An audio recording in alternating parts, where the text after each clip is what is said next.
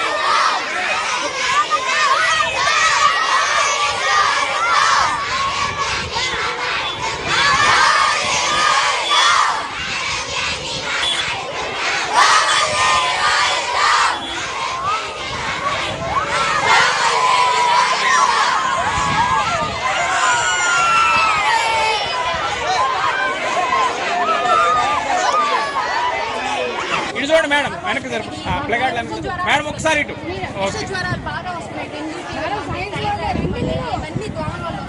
Principal madam,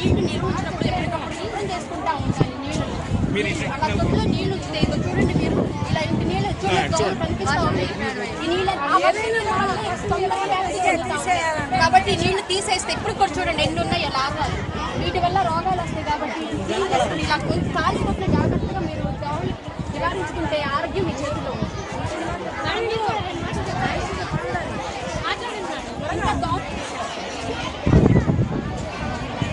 పచ్చడి మొక్కలు నాటుకుని ప్రశాంతమైన గాలి వస్తుంది.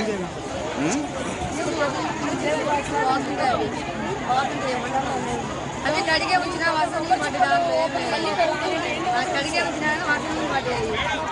చుట్టూ శుభ్రంగా ఉంటే దోమలు ఏమి రావు.